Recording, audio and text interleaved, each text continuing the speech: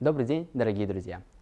Меня зовут Максим, и я дирижер, и сегодня мы бы хотели рассказать вам о том, кто, собственно, такой дирижер и зачем он нужен в рамках проекта «Доступная классика» от Совета НГК. Итак, играть музыку вместе – это как работать в команде в любом другом деле. К примеру, на стройке, производстве или в офисе. Я думаю, что многие знают хотя бы примерно, как строят дом, поэтому давайте попробуем разобраться на этом примере. У нас есть чертеж. Это ноты. В нем сказано, как музыка должна звучать. А дальше его нужно реализовать. Для этого нужна группа людей. Может ли команда специалистов работать без руководителя? Ответ, конечно, да. И довольно часто даже более эффективно, чем с человеком, который нависает над душой. Но даже в таком коллективе всегда будет какой-то лидер. Человек, который согласовывает графики работ, определяет объем задач, общается с клиентами, да и в конечном счете отвечает за результат. Но в чем принципиальное отличие музыки от любого другого рода деятельности? Дело в том, что музыка разворачивается во времени, и для нее принципиально важно, сделали вы свою верную часть работы сейчас или на 5 секунд позже.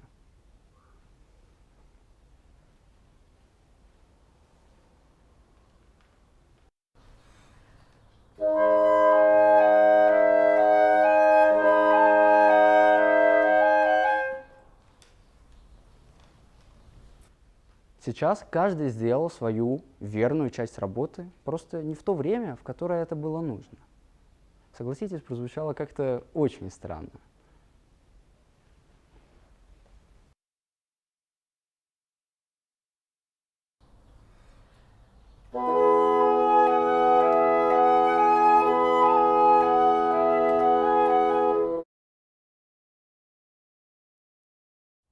Итак, значит, есть вовремя и не вовремя. А как это определить? Как вообще понять, в какое время нужно играть, да и как играть? Чтобы играть синхронно, музыканты придумали пульс, по аналогии с тем, который есть у нас с вами. И относительно этого пульса каждый человек понимает, как ему нужно исполнить тему. К примеру, это может быть как-то так.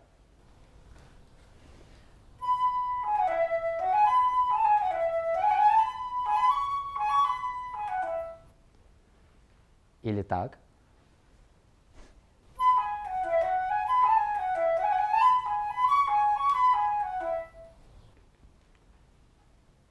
Или все же так.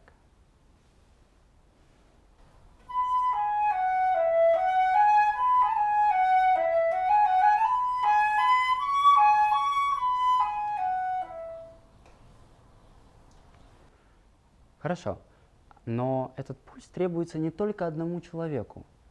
Он нужен всем, кто играет одновременно. Соответственно, его нужно как-то определить. К примеру, в рок-группах пульс задает барабанщик. Он стучит палочками перед началом песни. И этот пульс не меняется на протяжении всего произведения.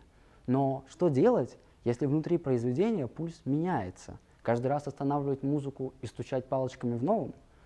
Согласитесь, это, наверное, не очень удачное решение. И сказать мы это тоже не можем, потому что наши уши заняты прослушиванием музыки. Соответственно, нужно было придумать какой-то способ, чтобы каждый человек понял смену пульса, сделал это одновременно и абсолютно верно. Собственно, это и есть основа работы дирижера. Он всегда показывает пульс. К примеру, это может быть такой пульс. Пам, пам, пам, пам. Или более быстрый. Пам, пам, пам, пам, пам, пам, пам, пам. Итак, давать пульс. А заканчивается ли на этом работа дирижера? Да, конечно, нет. Как и в любой групповой работе, в любом большом проекте, каждый исполнитель видит только свою часть работы, чтобы иметь возможность сделать это максимально качественно. Соответственно, нужен человек, который бы видел все. В музыке это называется партией. То есть каждый исполнитель видит только свою партию, чтобы иметь возможность сосредоточиться только на ней, в то время как у дирижера все эти партии собраны вместе. Он видит их все одновременно. Безусловно, это довольно сложно, признаюсь вам, когда я только начинал этим заниматься, я вообще не представлял, как это возможно. Смотреть не на одну строчечку, даже не на две, а на 12, 15 или даже 20. И смотреть мало, нужно же понимать, что там. Но на самом деле это скорее дело практики. Итак, зачем нужны все эти строчки? Разумеется, чтобы ввести общее целое, потому что когда каждый человек видит только свою часть работы, он не знает, что происходит у остальных. Он не всегда знает, делает ли он прямо сейчас что-то максимально важное для общего проекта, или он встраивает свою часть работы в прекрасное целое. Собственно, это и есть задача дирижера — показать и рассказать, кому, что, где и как требуется сделать. Заканчиваются ли на этом его функции? Тоже нет.